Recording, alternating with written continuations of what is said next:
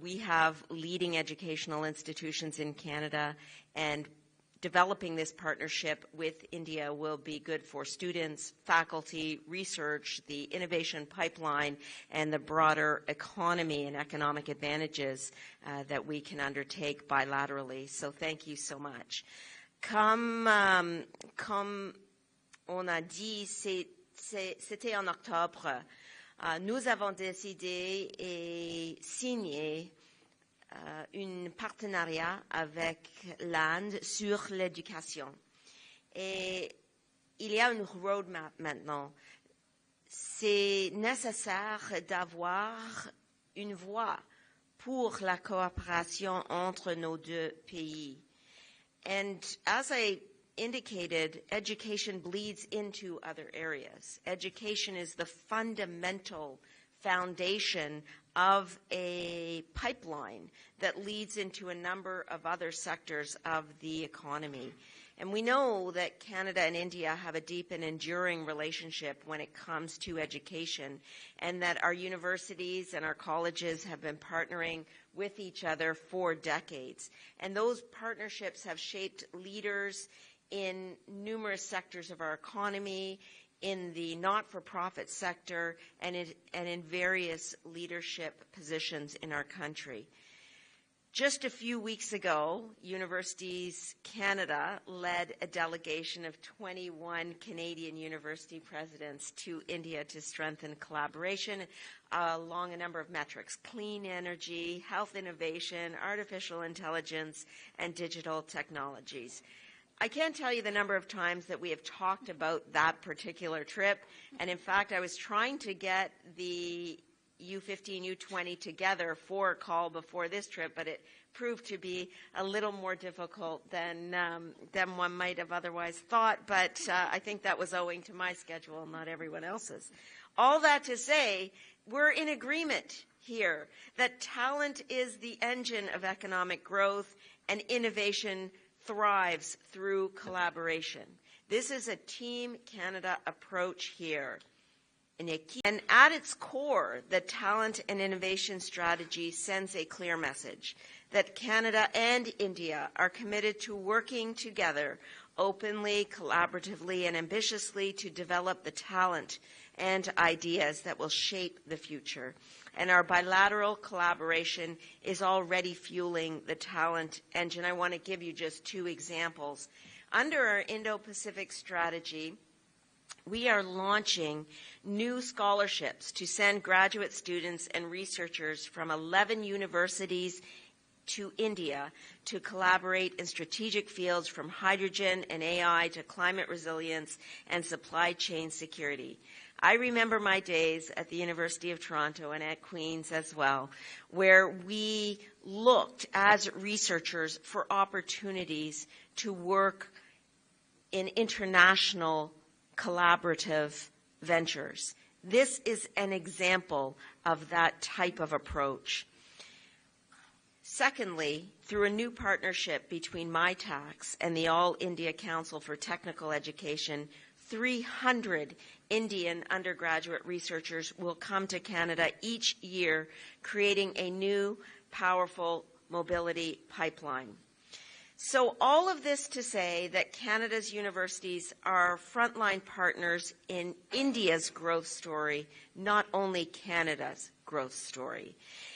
Dual degrees, faculty exchanges, multidisciplinary mobility programs, Canadian and Indian universities are forging one of the most extensive, collaborative academic networks anywhere in the Indo-Pacific. And in recent weeks alone, dozens of agreements between institutions from both countries have been signed or expanded across areas ranging from climate resilience to digital innovation and agriculture. And when I say agriculture, I know that Premier Mo's eyes light up. We are building world-class universities with leading Indian industry players. We are unfolding a flagship AI foothold in India's fastest-growing innovation market with McGill University's new partnership with the jubilant Bhartiya Group, as you mentioned. These partnerships matter because education is more than academic exchange. It is the cornerstone of economic diplomacy. It builds trust, it opens doors across sectors, and it lays the foundation for long-term cooperation. I want to thank each and every one of you for the contribution that you make to furthering the India-Canada relationship, and in particular for your recognition that education fuels growth, education fuels success, and education will ensure that our country's leaders and students cooperate and thrive together for decades and decades to come. Under the global initiative of academic networks, 110 Canadian professors have visited Indian institutions since 2016 to teach advanced short-term courses, enriching our campuses with the global expertise. Also through the scheme of promotion of academic research collaboration, what we call SPARC, Canada ranks among the top 5 partner countries for India, and over 50 joint research projects supporting 4 phases amounts to approximately $4.22 million in collaborative funding. These projects span priority areas as energy, water, sustainability, circular economy, advanced materials, and next generation computing. We've spoken about AI. It definitely is a flavor of today, and it perhaps is going to influence a lot of our decisions together in the future. I'm happy that this foundation is now expanding into an even more integrated partnership, one that connects higher education with research, skills, entrepreneurship, and the most important feedback loop, which is industry.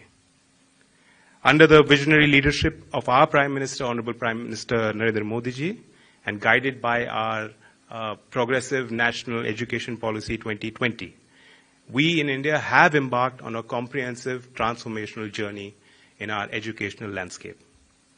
We are focused on multidisciplinary learning, on encouraging more experiential learning formats, strengthening research ecosystems through the Anusandhan National Research Foundation, internationalizing our campuses, and working towards a GER, which is our ambition of 50% in higher education by 2030. The scale of this change, of this reform, and the reach and the impact of it is unprecedented, and it calls for partnerships that are ambitious, credible, and forward-looking. We recognize, though, that these formal educational frameworks can sometimes fail to capture the whole story, the needs of a dynamic work environment, the needs of ever-evolving industry. And to really truly do that, our developmental journey in India towards our goal of Viksit Bharat must include and be complemented by a robust and agile policy towards developing our skilled ecosystem.